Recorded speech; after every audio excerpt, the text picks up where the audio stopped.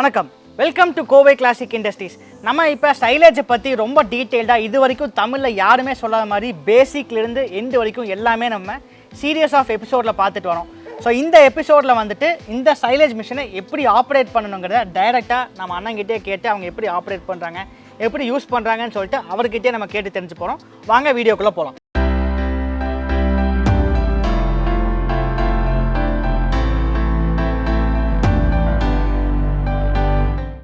ஆனால் இப்போ கம்ப்ளீட்டாக நான் பார்த்துட்டு இருக்கவங்களுக்குனா நம்ம டிராக்டர் எப்படி நீங்கள் ஸ்டார்ட் பண்ணுறதுலேருந்து இந்த டோட்டல் ப்ராசஸ் ஒரு டைம் சொல்லிடணும். ஸோ அவங்களுக்கும் ஈஸியாக இருக்கும் பார்க்குறப்ப. கண்டிப்பாக சொல்கிறேன். இப்போ வந்து டிராக்டர் மூலிமா பிடிஓ மூலிமா தான் ஸ்டார்ட் ஆகுங்க. நம்ம இப்படி ஸ்டார்ட் பண்ணிக்குவோம். சரிங்கண்ணா. ஸ்டார்ட் பண்ணிவிட்டு கீர் வந்து நியூட்ரல் பொசிஷனில் இருக்கணும். ஓகேங்க. நியூட்ரல் பொசிஷனில் இருந்துட்டு பிடிஓ கீரை வந்து ஷிஃப்ட் பண்ணிக்கிறோம். சரி. பிடிஓ கீரை ஷிஃப்ட் பண்ணிவிட்டு நம்ம வந்து பார்த்திங்கன்னா பிடிஓ ரன் ஆகுது. சரிங்க. ரன் ஆனதுக்கப்புறம் நம்ம அது வந்து 15 to 16 RPMல தான் ரேஸ் பண்ணணும். ஓகே. அது ரன் ஆன RPM செட் பண்ணணும்.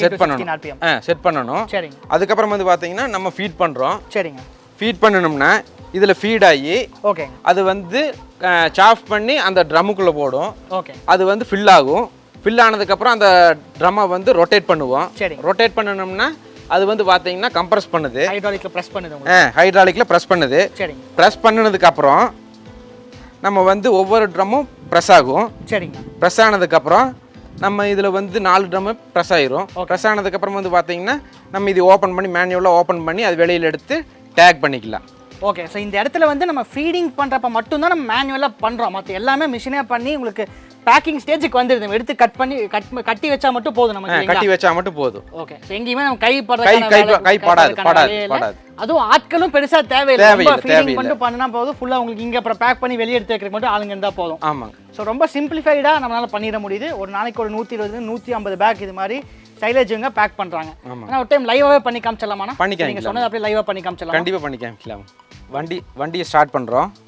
ஸ்டார்ட் பண்ணிவிட்டு வண்டி வந்து நியூட்ரல் பொசிஷனில் இருக்கணும்.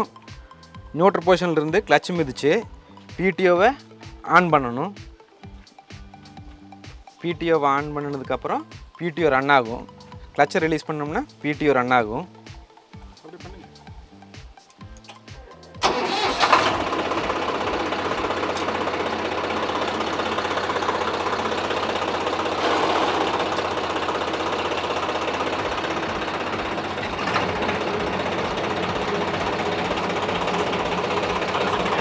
RPM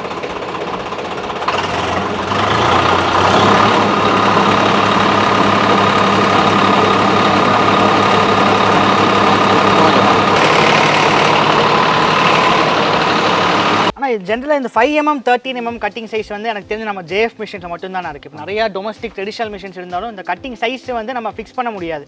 என்ன சைஸில் கட் பண்ணி வரணும்னு சொல்லிட்டு. ஸோ எதுக்கெல்லாம் இந்த 5mm கொடுக்கலாம்னா எதுக்கெல்லாம் 13mm கொடுக்கலாங்க? 13mm வந்து பார்த்தீங்கன்னா மாடு எருமை அந்த மாதிரி பெரிய அனிமலுக்கு வந்து 13mm கொடுக்கலாம். ஓகேங்கண்ணா. ஆடு அந்த மாதிரிக்கு வந்து பார்த்தீங்கன்னா 5mm கொடுக்கலாம். 5mm கொடுக்குற போது ஆடுகளுக்கெல்லாம் சாப்பிட்றதுக்கு ரொம்ப நல்லா இருக்கும். ஸோ இந்த ஃபீச்சர், இந்த ஃபிக்ஸ் சைஸை வந்து நம்மளே ஃபிக்ஸ் பண்ணிக்கக்கூடிய 13mm 5mm நம்மளே ஃபிக்ஸ் பண்ணிக்கக்கூடிய ஃபீச்சர் வந்து நம்ம JF மிஷின்ஸில் மட்டும்தான் இருக்குது. நம்மளோட ட்ரெடிஷ்னல் மிஷின்ஸ்லையோ இல்லை லோக்கல் மேனுஃபேக்சர் பண்ணுற மிஷின்ஸ்லையோ இந்த ஃபீச்சர் கிடையாது.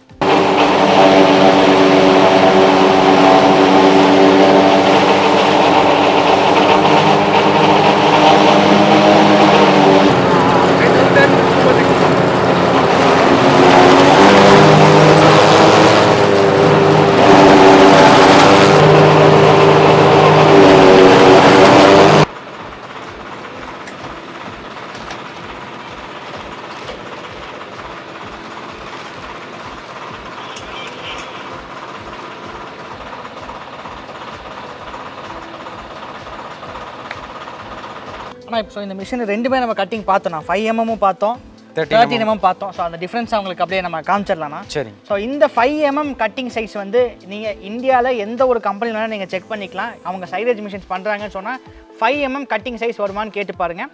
ரெண்டாவது, கட்டிங் சைஸ் வந்து யூனிஃபார்மாக இருக்குது. இந்த 5mmங்கிறது நீங்கள் எந்த ஒரு பார்ட்டிக்கல் பார்த்தாலும் 5mm இருக்கும். அந்த யூனிஃபார்ம் கட்டிங் சைஸ் வந்து 5mmனாலும் சரி, இதே மாதிரி 13mmனாலும் கட்டிங் சைஸ் வந்து யூனிஃபார்மாக ஒரே பேட்டர்ன் இருக்கும். எல்லாமே 13mm ஈக்குவலாக இருக்கும். ஸோ அந்த ப்ரெசிஷன் டெக்னாலஜி வந்து வேறு எந்த கம்பெனியும் வராது. ஸோ நம்மளோட JF மிஷின்ஸில் மட்டும்தான் இந்த ப்ரெசிஷன் கட்டிங் சைஸ் உங்களுக்கு வரும்.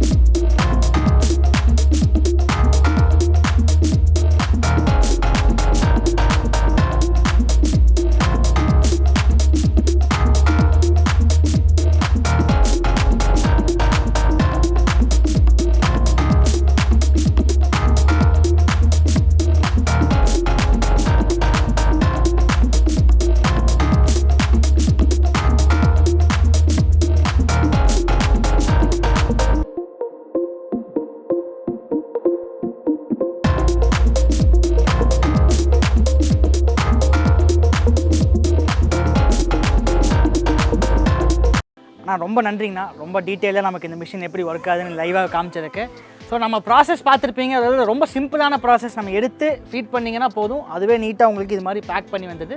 ஸோ மிஷினை வச்சு அவங்க நீட்டாக தைச்சாங்க. டபுள் பேக்கிங் பண்ணுறாங்க. ஆனால் வந்து உள்ள ஒரு பேக் போட்டு வெளியே இது மாதிரி கின்னி பேக் போட்டு டபுள் பேக்கிங் பண்ணுறாங்க. ஸோ டிரான்ஸ்போர்ட் பண்ணுறப்ப ஈஸியாக இருக்கும், எங்கேயுமே கிளியாது. இந்த சைலேஜை பற்றின முக்கியமான விஷயம் நான் முன்னாடி சொன்ன மாதிரி உள்ளே உங்களுக்கு காற்று போகக்கூடாது. ஸோ அதனால நல்லா நீட்டாக ஃபஸ்ட் 2 டேக் போட்டு பேக் பண்ணி, அதுக்கு மேலே ஒரு செலோ டோப் பேக் பண்ணி, அப்புறம் ஒரு பேக் போட்டு அப்புறம் இந்த பேக் போட்டிருக்காங்க. ஸோ இதெல்லாம் வந்து ரொம்ப ப்ரொஃபஷனலாக பண்ணுறாங்க, ரொம்ப நல்லா பண்ணுறீங்கன்னா. ஸோ சைலேஜ் தமிழ்நாடு ஃபுல்லாக நீங்கள் டெலிவரி பண்ணலாம் இல்லைங்கண்ணா.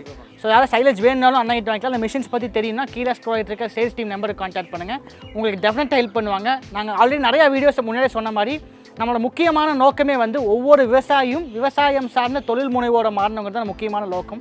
ஏன்னா நிறையா பேர் விவசாயத்துக்கே வர பயப்படுறாங்க. ஏன் பயப்படுறாங்க அப்படின்னா விவசாயத்தில் லாபம் இல்லைன்னு சொல்லி தான் பயப்படுறாங்க. பட் டெஃபினட்டாக விவசாயத்தில் நல்ல லாபம் இருக்குது. எப்போ நல்ல லாபம் இருக்குது அப்படின்னா கரெக்டான டெக்னாலஜியை கரெக்டான விதத்தில் நீங்கள் யூஸ் பண்ணுறப்ப நல்ல லாபம் இருக்குது. இந்த சைலேஜுங்கிற பிஸ்னஸ் வந்து நல்ல ஃப்யூச்சரில் நல்ல ஸ்கோப் இருக்க பிஸ்னஸ்ங்க. இன்றைக்கு வரைக்கும் 1% ஆஃப் தி ரெக்வயர்டு மார்க்கெட்டிங்கோட யாருமே மீட் பண்ணல.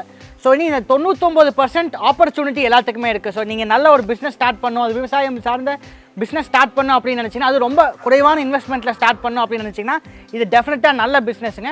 ஸோ இந்த பிஸ்னஸ் நீங்கள் ஸ்டார்ட் பண்ணுறப்ப உங்களோட நீங்கள் எவ்வளோ இன்வெஸ்ட்மெண்ட் போடுறீங்க, அது உங்களோட ரிட்டர்ன் ஆஃப் இன்கம் என்னங்கிறத நெக்ஸ்ட் எபிசோடில் பார்க்கலாம். ஸோ இந்த சீரியஸ் ஆஃப் சைலேஜ் எபிசோட்ஸ் உங்களுக்கு நீங்கள் பார்க்கணும் அப்படின்னா கீழே ஸ்க்ரோல் இருக்க சேல்ஸ் டீம் நம்பரை கான்டாக்ட் பண்ணுங்கள். அதே மாதிரி எங்களோட சேனலை சப்ஸ்கிரைப் பண்ணிக்கோங்க, அப்போ தான் நாங்கள் ரெகுலராக போகிற வீடியோஸ் உங்களுக்கு அப்டேட்ஸ் வரும். வாழ்க விவசாயம், வாழ்க பாரதம்.